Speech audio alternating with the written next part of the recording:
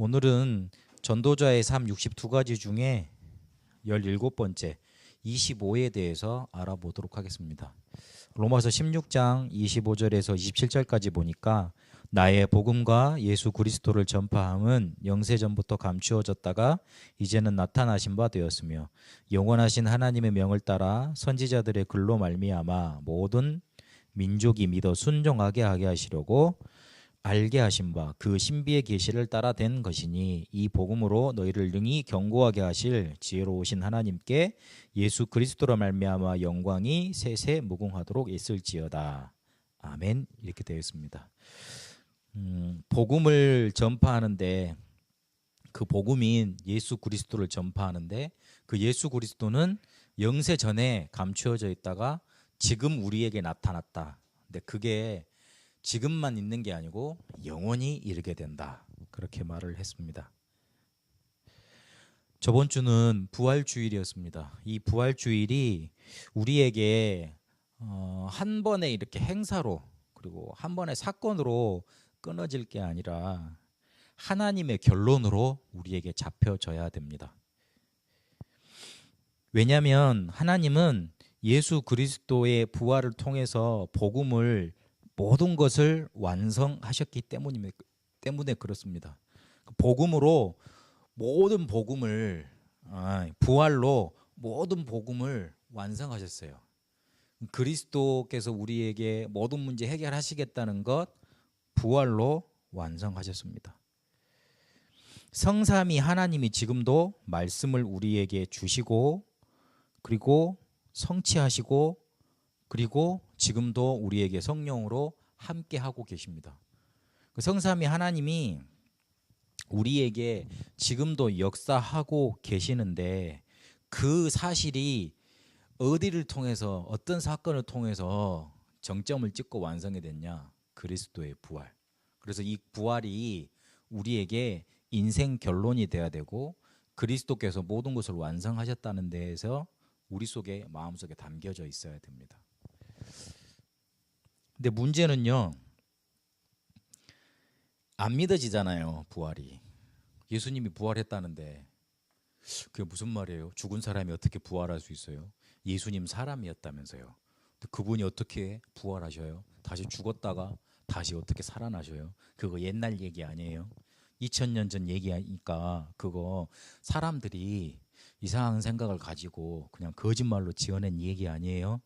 그렇게 생각할 수 있습니다.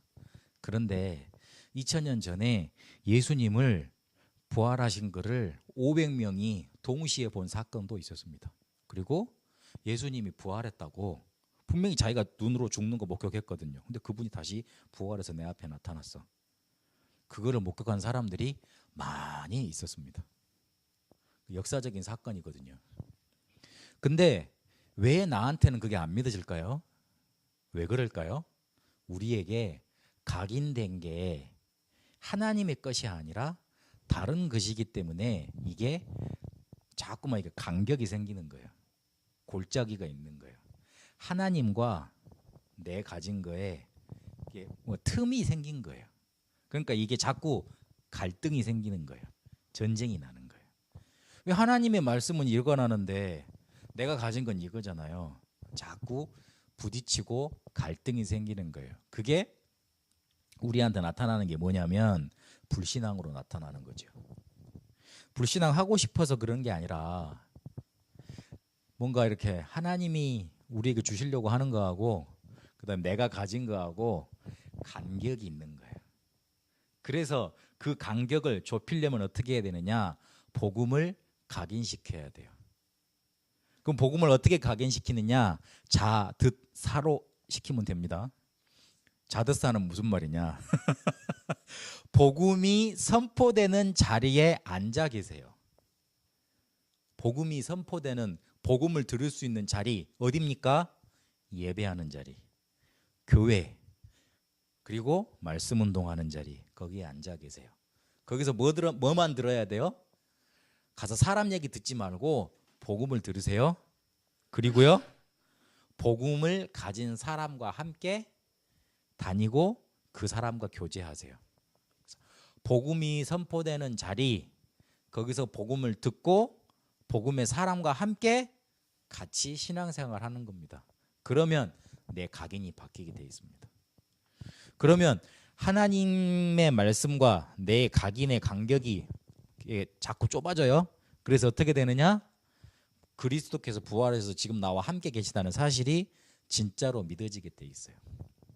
갈등이 생긴다는 거는 좋은 의미입니다. 왜냐하면 저게 하나님의 말씀인데 나는 저 사실을 믿고 싶어. 그런데 나는 안 믿어져. 그 말이잖아요. 관심도 없으면 갈등이 안 생길 거 아니야. 관심도 없으면 뭔가 그러든지 말든지 그건 옛날 얘기니까 나는 나대로 살까 그럴 거 아닙니까?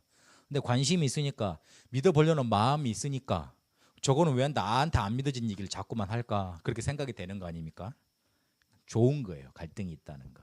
근데 그 갈등을 갈등대로 내버려 두지 말고 복음을 자꾸 들어서 각인시켜야 돼요. 그러면 이 부활의 능력이 나한테 믿어지고 믿어지면 내 삶에 나타나게 돼 있습니다.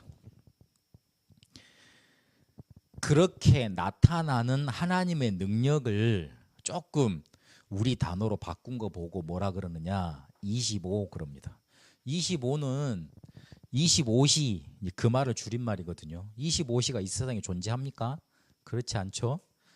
뭔가 우리 인생의 시간을 뛰어넘은 시간을 25시라고 그럽니다. 24시 우리가 응답을 누리고 24시로 행복하다 보면 25시의 능력이 나타나게 돼 있습니다. 사람의 것을 넘어서는 하나님의 기준, 수준, 표준이 우리에게 나타난다는 말이에요. 하나님의 기준은 뭐냐? 그리스도예요. 하나님이 딱 우리 인간을 평가하실 때 너한테 그리스도가 있니 없니, 복음이 있니 없니 그걸로 평가를 하세요. 그리고 하나님의 수준, 하나님의 레벨은 뭐냐? 가는 곳마다 우리가 복음 가진 사람이 가는 곳마다 흑암 세력을 무너뜨리는 하나님의 나라가 나타나는 게 하나님의 수준이에요. 그러면 하나님은 우리를 어떤 사람으로 쓰길 원하시느냐? 그게 표준이거든요. 세계 복음화의 증인으로 쓰기를 원하십니다. 그래서 138 사도행전 1장 1절, 3절, 8절이 하나님의 기준, 수준, 표준입니다. 그래서 우리를 권능의 사람으로 쓰시려고 합니다. 24시 좀 다시 한번 생각하셔야 돼요. 우리가 저번 주에 24에 대해서 들었잖아요. 24 응답 받을 수 있는 축복을 우리가 받았다 그랬잖아요. 그래서 24시 그 축복을 조금만 우리가 찾아서 누리면 25시 능력이 사람을 넘어서는 능력이 우리에게 나타나게 되어 있습니다. 그러면 어떤 시간표가 우리에게 나타나느냐? 세상 흐름을 바꾸는 시간표가 나타나게 되어 있습니다. 함정, 틀, 올무에 갇힌 게 이 세상의 흐름입니다. 사단이요 우리를 하나님 떠나게 만들어서 그리고 육신의 것으로 잘 살 수 있다고 그리고 그거 가지고 하나님을 대적하도록 만듭니다. 그래서 결국은요 모든 것들을 무너뜨려 버려요. 틀에 묶어가지고 우상 숭배하게 만들면서 그리고 칭칭칭 자기가 원하는 대로 운명대로 우리를 끌고 들어갑니다. 그것대로 살아가는 게 세상의 흐름입니다. 근데 그거를 우리가 바꿀 수가 없어요. 전쟁, 재앙으로 하나님은 이 세상 흐름을 언제나 바꾸셨어요. 그렇게 너무 이렇게 세상이 막 나가면요. 그런데 그거를 그대로 당하지 않고 그 흐름을 바꿨던 사람들이 있는데 그게 성경의 렘넌트 7명이었습니다. 우리가 그 렘넌트 7명처럼 세상 흐름을 바꿀 수 있는 그런 축복을 받았습니다. 그러면 우리에게 어떤 시간표가 계속 이어지느냐? 영원의 시간표로 이어지는 겁니다. 영원 전에 그리고 이제 나타났고 세세 무궁하도록 나타날 하나님의 시간표가 우리에게 성취되는 겁니다. 그렇게 설명을 해도 들어도 잘 모르겠죠. 한 가지만 딱 마음에 담아두세요.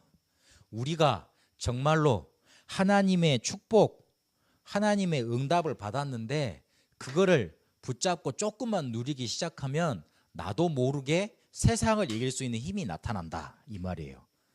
일부 메시지하고 연결이 되지요. 우리가 말씀을 제대로 잡으면 이 말씀이 나타난다 이거예요. 우리가 그거를 성취하는 게 아니고 하나님이 그거를 이루시잖아요.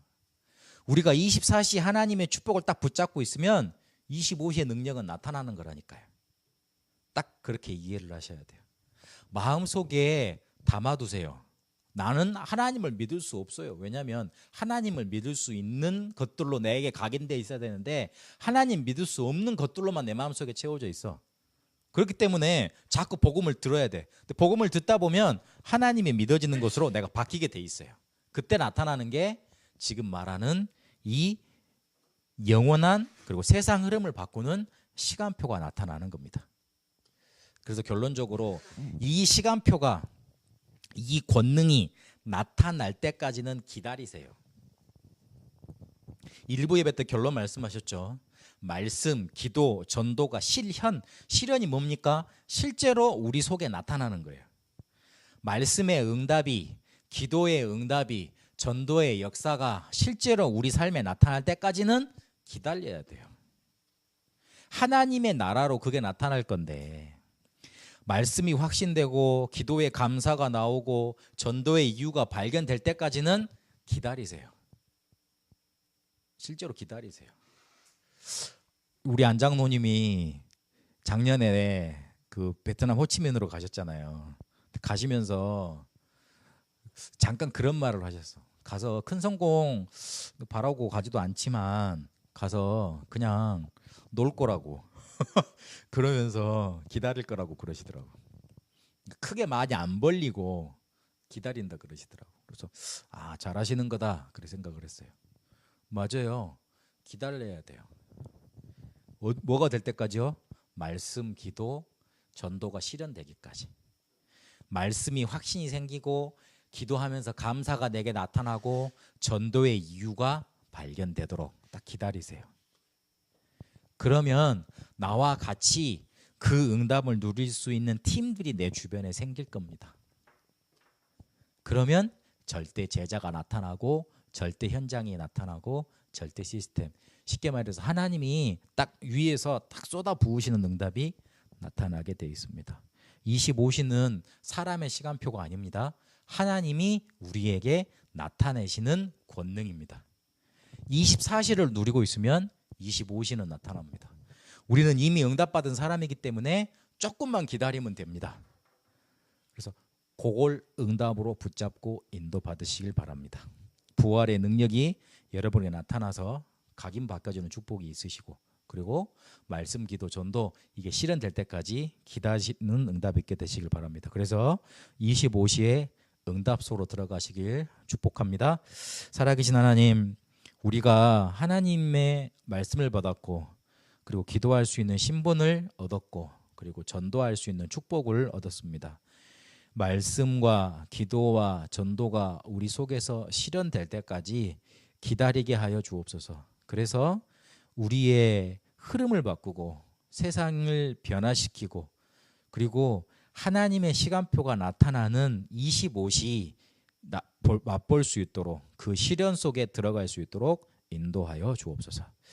이제는 우리 주 예수 그리스도의 은혜와 하나님의 살아계심과 성령님의 역사 인도하심이 24시 행복을 누리다 25시 하나님의 권능을 맛보길 원하는 우리 새성교회 모든 성도들과 베트남과 한국에 이제와 영원토록 항상 함께 계실지어다. 아멘.